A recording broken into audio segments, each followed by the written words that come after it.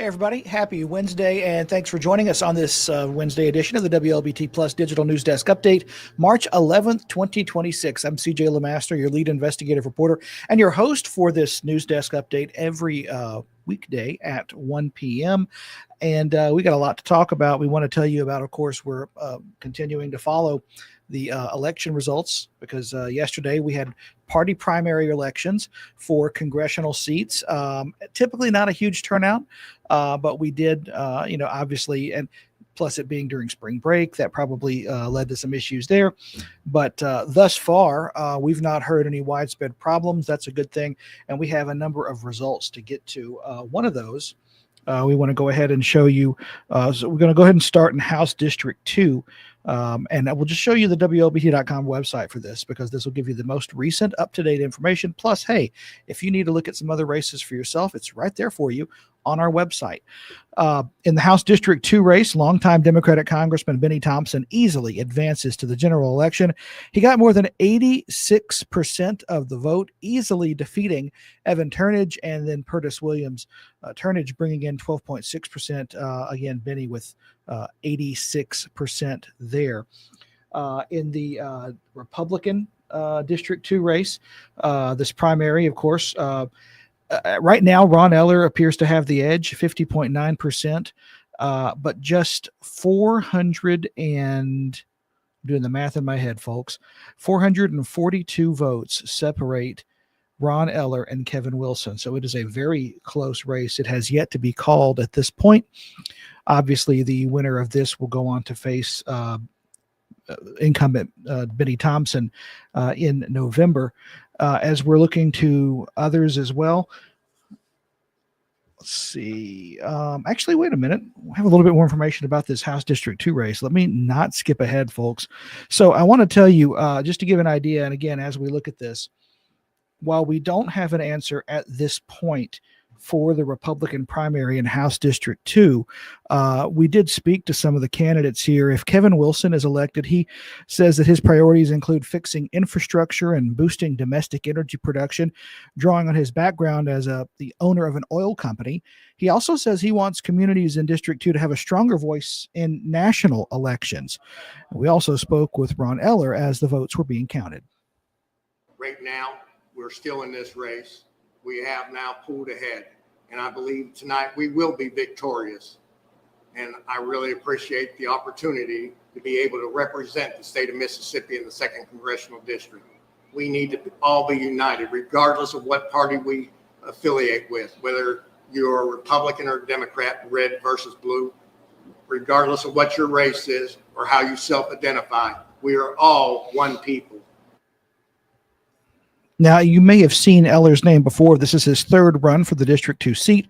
He's campaigning on lower taxes, stronger schools, and more energy options. In the U.S. Senate race, incumbent Cindy Hyde-Smith faced a challenge from Sarah Adlaka in the Republican primary, but that incumbent, of course, cruising to victory early in the night. Hyde-Smith, with more than 80% of the vote, declared the winner in that race, bringing in more than 126,000 votes. Adlaka with just over 30,000, 19.2% of the vote there. Her Democratic opponent, Cindy Hyde-Smith's Democratic opponent in the U.S. Senate race will be Scott Colon. He is the district attorney from Lowndes County area, North Mississippi. He defeated Albert Littell and Priscilla Till to be able to cruise on to the primary win there. You may have seen some of his advertisements on television. Colon, of course, no stranger to politics, as he has been the DA there in that section of North Mississippi for some time. And of course, for the latest, you can continue to just go to WLBT.com. I'll show you right here. We have a banner at the very top of the page where you can see the results, including House District 1. And there was no real primary for the House District 3 because there was no, as you may or may not be familiar, of course, the incumbent in there is Michael Guest. He had no opponent in the primary, and his challenger, whose name escapes me at this point, had no opponent in that race too. So Guest will face off again against these other opponents coming up in November.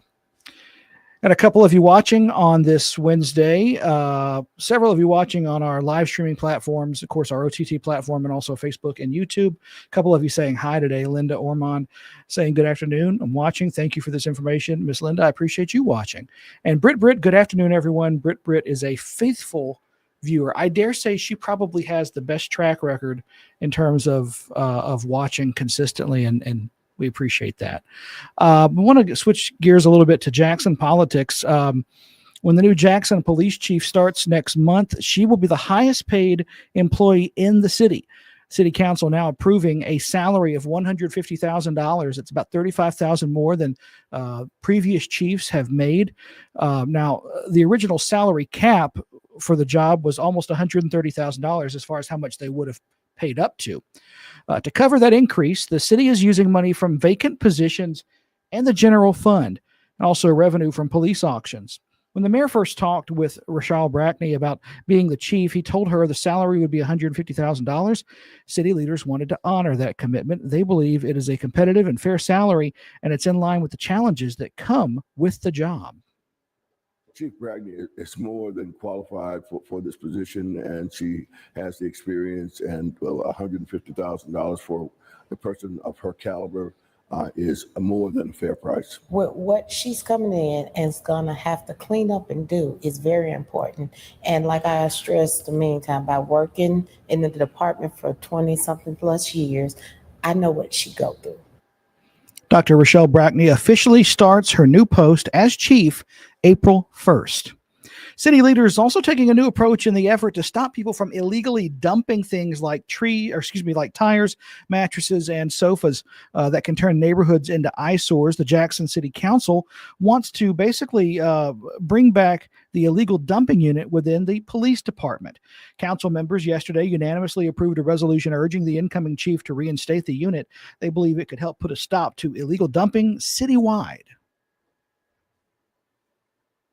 It affects quality of life. It affects economic vitality. It affects new businesses. It affects just the day-to-day living. And we want to make sure that illegal dumping is targeted and addressed with sufficient resources. And having a unit to do that, I think, is an important step. Now, again, let's see. I thought we had more information on that, but apparently we do not. But again, you can expect to see, of course, if that is reinstated under the new chief, we'll certainly follow up with that story. That's all the time we have for this edition of the WLBT Plus Digital News Desk Update for your Wednesday, March 11th. Again, we appreciate you watching. I'm CJ LeMaster, your lead investigative reporter here for WLBT and your host for this Digital News Desk Update each and every weekday. We will see you back here tomorrow. Our First Alert weather team will be in here at 2:30 because today is an alert day, a First Alert weather alert day, and we need you to be aware of storms that are likely to come through here in the late afternoon, early evening hours. Of course, also our early evening newscasts begin at 4 p.m. on air and online. Thanks for watching.